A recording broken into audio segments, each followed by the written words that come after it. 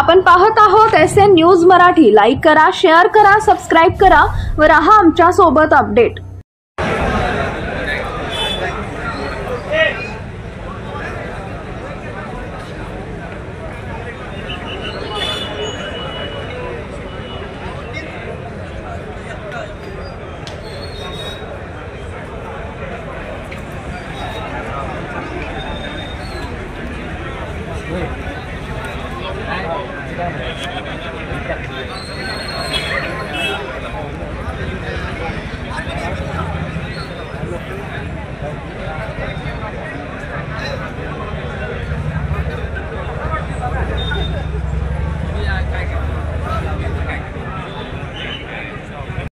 जनतेच्या घरांवरती अशी फेक होणं किंवा असं चुकीचं कृत्य या मागच्या 60 वर्षामध्ये कदापि घडलं नव्हतं। हे खूप निंदनीय आहे आणि आज सांगोला बंदची सर्व पक्षीय कार्यकर्त्यांनी आणि पदाधिकाऱ्यांनी हाक दिलेली आहे। आपल्या माध्यमातून या तरुण सहकाऱ्यांना आणि पदाधिकाऱ्यांना माझी नम्र विनंती आहे, डॉक्टर बाबासाहेब आंबेडकरांनी दिलेली जी राज्यघटना आहे त्या राज्यघटनेच्या चौकटीत बसून आपण हा सांगोला बंद करून जाहीर निषेध करत असताना हा निषेध शांततेत नोंदवायचा।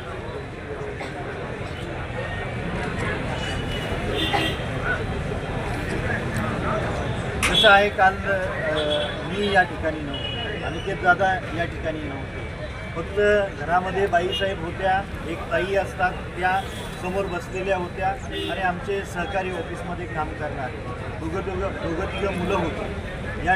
या घरामध्ये आम्ही नव्हतो आणि यापूर्वी असं कधी कृत्य घडलं नसल्यामुळं या घराच्या आसपास किंवा या आवारात आम्ही CCTV लावण्याचा विचारसुद्धा केला नव्हता। याचा पुरावा नसल्या कारणाने कुणाबद्दल तर नाव घेणं हे योग्य नाही आणि स्वर्गीय आबासाहेब जरी आज असते आणि असा प्रकार घडला असता तरी आबासाहेबांनी सुद्धा हाच विचार मांडला असता की ज्या अज्ञात इसमाने हे कृत्य केलेलं आहे त्याला शोधत असताना पोलीस अधिकाऱ्यांनी त्याचा तपास निश्चित करणं गरजेचं आहे। यापुढे आमच्याच नाही पण तालुक्यातल्या कुठल्याही घरावरती असं कृत्य होऊ नये याचा समज त्या इसमाला द्यावा आणि त्याचा तपास केल्यानंतर त्या इसमाचं नाव जाहीर करणं हे चुकीचं होईल, कारण हे कालचं निंदनीय कृत्य घडल्यानंतर या तालुक्यातली सर्व पक्षाची जनता ही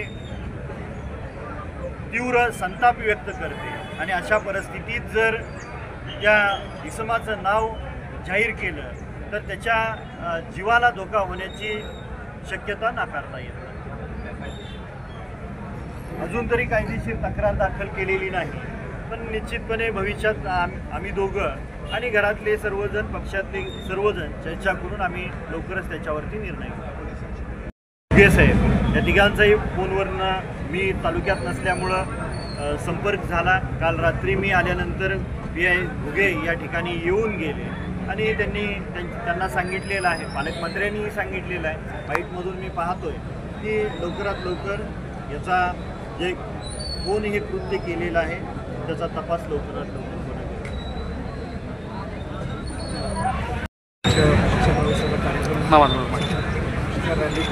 पत्रकार असा प्राथमिक स्वरूपाला असं सांगितल्याप्रमाणे वास्तू 1965 पासून आमदार आहेत, 10 वर्षानंतर घर नव्हतं आपल्याला ही त्यावेळेस गावाच्या एकदम बाहेरची जमीन असल्यामुळे त्यावेळेस परवडत असल्याकडून त्यावेळेस आबासाहेबांनी 72 पासून जवळपास आता 2025 ह्या पूर्ण कालखंडामध्ये आबासाहेबांनी हयात होते तोपर्यंत जवळपास 50-60 वर्षाच्या राजकारणामध्ये समाजकारणामध्ये ह्या घराची दारं कायम उघडी होती। मंत्री होते 2दा तरी पण कधी सिक्युरिटी नव्हती। या जनतेनंच एवढं आबांनाही अभय दिलं होतं आणि आबांनीही या जनतेला अभय दिलं होतं। अशी एकदम सुसंस्कृत राजकारणाची दिशा या तालुक्यामध्ये त्यावेळीची परिस्थिती होती आणि इथं साक्षीदारी आहे। आता इथं बरीच टोपीवाली माणसं आहेत, धोतरवाली आहेत, ती स्वतः साक्षीदार आहेत। नवून येणारी तरुण पिढी आहे, हक्कानं या घरामध्ये कधीही कोणतंही निर्बंध नसता डायरेक्ट घुसण्याचं ॲक्सेस असणारं असं घर होतं. कधीही कुठलं पोलीस कॉन्स्टेबलची कुठलंही सिक्युरिटी आत्तापर्यंत आबासाहेबांनी मंत्री असताना कॅबिनेट मंत्री असताना कधी घेतली नाही. कधीच अशी गरज वाटली नाही. एवढं प्रेम तालुक्याने दिलं आबासाहेबांनी. आत्तापर्यंत 4-4, 5-5 पिढ्या ह्या घरावर प्रेम केलं, अशी घटनाच कधी घडली नाही. पण आत्ता लोकांची मानसिकता एवढी खराब का झालेली आहे? बरं, रॅलीमध्ये जर अशा पद्धतीने केलं असेल तर रॅलीमध्ये दारू पिऊन लोक होती का, हाही एवढा प्रश्न येतो. जर एक जर माणूस असं करत असेल तर बाकीची माणसं तशी होती का, हाही प्रश्न सवाल होतो. आणि कोणत्या दिशेनं राजकारण समाजकारण चालले हे सगळ्याच लोकप्रतिनिधींनी विचार करण्याची गरज आहे.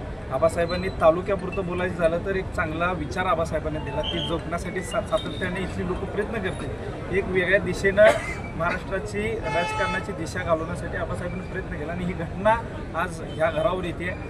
लोकही एकदम तीव्र त्याचा लोकांच्या मनामध्ये ह्या बद्दल आक्रोश आहे. आणि हे सगळं आक्रोश हे करत असताना ह्या वास्तू पण एवढ्या गोष्टी साक्षीदार आहे. 50-60 वर्षे ही वास्तू इथल्या छोट्या छोट्या ग्रामपंचायतीपासून ते जिल्ह्याच्या राजकारणापर्यंत कॅबिनेट राज्याच्या राजकारणापर्यंत या वास्तूनं सगळ्याचे साक्षीदार असताना या वास्तूवर अशा पद्धतीनं होणं, आज आम्हीही लहानाचं मोठं या वास्तूमध्ये झालो आहे. आज मी स्वतः आम्ही पण आत्मपरीक्षण करण्याची गरज आहे की आम्ही जर लोकप्रतिनिधी म्हणत असू तर कशा पद्धतीचा समाज घडतोय आणि लोकांचा इंटॉलरन्स एवढा का वाढत चाललेला आहे की म्हणजे तुम्ही पक्षप्रवेश करा, रॅल्या काढा. आत्तापर्यंत मी मगाशीच म्हणलं की आबासाहेबांनी मध्ये दंगली झाल्या होत्या त्यावेळी स्वतः रस्त्यावर उतरून पण आबासाहेबांनी शांत केलं होतं. इतकं या वास्तूमध्ये ताकद आहे. इतकं हे असताना अशा पद्धतीचं लोककृत्य करणं एकदम निंदनीय आहे. आणि लोकप्रतिनिधींनी सगळ्याच पक्षाच्या आपण जिथं ताकद देतोय ती कार्यकर्ते कोणत्या दिशेने आपण घालवतोय हेही महत्त्वाचं. आपण राजकारण आणि समाजकारण समाज घडवण्यासाठी करतोय का समाज बिघडवण्यासाठी करतोय, हाही आत्मपरीक्षण प्रत्येक लोकप्रतिनिधीने आज ह्या घटनेने करायला गेलं पाहिजे. आत्ताच बाबासाहेब बोलले की ही जर गोष्ट कळाली की कुणी टाकलेलं आहे, काय टाकलेलं आहे, तर ह्या संदर्भात लोक तीव्रतेनं त्याच्यावर काही तरी चुकीचं करतील. पण आबासाहेबही असते तर आबासाहेबांनीही त्या व्यक्तीला माफ केलं असतं. आणि पण आज लोकप्रतिनिधींनी आत्मपरीक्षण करायची गरज आहे. खरं मला या दृष्टिकोनातून वाटतं की आपण जी काही कार्यकर्ते घडवतोय आपल्याच वागणुकीतून आपण कार्यकर्ते घडवत असतो. आपण नीट आचरण ठेवलं तर निश्चित कार्यकर्ते त्या ताकदीनं घडत राहतात. नवीन येणारी तरुण पिढी आहे. आमच्या पक्षात तर 4-4 पिढ्याचा अनुभव आहे. मोठी लोकं आम्हाला शिकवतात, तरुण आमच्याकडे बघून शिकतात. त्यामुळं तसं प्रत्येक पक्षानं ठरवलं गेलं पाहिजे. विचारधारा जरी वेगळी असेल तरी आपण आपल्या आजूबाजूला असणाऱ्या सहकाऱ्यांना आपण काय दिशा देतोय हे लोकप्रतिनिधींनी विचार करायला पाहिजे. कालची घटना पूर्ण निंदनीय आहे. सांगोला बंदची हाक पूर्ण तालुक्यानं पुकारलेली आहे. एवढंच नाही तर काल मला मराठवाडा विदर्भातून पण काही सहकाऱ्यांनी फोन केला की ही बातमी एवढ्या वेगानं पसरली, आम्हीही तुमच्या या गोष्टीसाठी निषेध करतोय. आबासाहेबांवर लोक फक्त तालुक्यातूनच प्रेम करत नाहीत, आबासाहेबांना आता एक दंतकथा म्हणून लोक पाहायला लागलेले आहेत की असंही एक राजकारण एका महाराष्ट्राच्या पटलावर 288 मतदारसंघातून एक मतदारसंघ असा आहे की इथं अशी एक व्यक्ती होऊन गेली, ही एक दंतकथा व्हायला लागलेली आहे. त्यामुळं ती लोक पण त्या दृष्टिकोनातून आबासाहेबांना पाहतात, त्या आदरानं पाहतात. त्या लोकांनीही समर्थन या निषेधाला ताकदीनं पाठिंबा दिलेला आहे. आणि ही घटना खूप निंदनीय आहे. आणि राजकारण्यांना किंवा समाजकारणामध्ये जी कोण लोक करतील त्यांनी आत्मपरीक्षण करण्याची गरज आहे असं मला वाटतं. आणि मीही वैयक्तिक या वास्तूचं माफी मागतो की आम्ही पण कमी पडतोय की समाज घडवण्यामध्ये, की आम्ही कमी पडतोय की अशी घटना घडते. आणि खूप म्हणजे लहानाचं मोठं या वास्तूत झालं ना, अशी कधीच घटना नाही बघितली. म्हणजे या घटनांमध्ये ह्या तालुका घडवण्यामध्ये, नेतृत्व घडवण्यामध्ये कित्येक लोकांनी मदत केली आहे, ह्या वास्तूनं बघितलेलं आहे. आणि आज इथं आम्ही खेळून मोठं झालेलं या वास्तूमध्ये कधीही अशी घटना कुणीच बघितलेली नाही. आणि अशी घटना घडणं खूपच निंदनीय आहे. मलाही मनाला खूप क्लेश होतं आहे. आणि लोकांनी आबासाहेबांवर जे प्रेम केलं त्यांनी जो जाहीर निषेध केलेला आहे तो ताकदीनं आपण आत्ताच बोललं. आणि आम्हाला साहेबांनी पण आत्ताच आदेश दिला की कोणतीही घटना कार्यकर्त्यांना सांगा की आपण कुणाला त्यांनी कसं वागावं हे त्यांच्यावरचे संस्कार आहेत, पण आपण कसं वागावं, आपण शांततेनं मोर्चा तहसील कार्यालयापर्यंत जाणार आहे ते शांततेनेच व्हावं. आबासाहेबांना स्मरूनच आपण हा आबासाहेबांच्या स्मृतींनाच हे करून आपण शांततेनं जाणार आहोत. मी ह्या तुमच्या माध्यमातून मी सगळ्याच कार्यकर्त्यांना बाईसाहेबांच्या आदेशावरून सांगतोय की आपण शांततेनं समोरच्यांना कसं कृत्य करावं हे त्याची कर्म आहे. आपण कसं कृत्य करावं हे आपलं आहे. आपलं आबासाहेबांवर प्रेम आहे आणि ह्या घरावर प्रेम आहे. त्यामुळं आपण शांततेनं आपल्या सुसंस्कृतपणाने आपण शांततेनं रॅली करणार आहोत. त्यासाठी मी सगळ्यांनाच आवाहन करतो कुठलीही घटना चुकीची करू नका. हात जोडून ही विनंती मी सगळ्यांना या माध्यमातून करतो.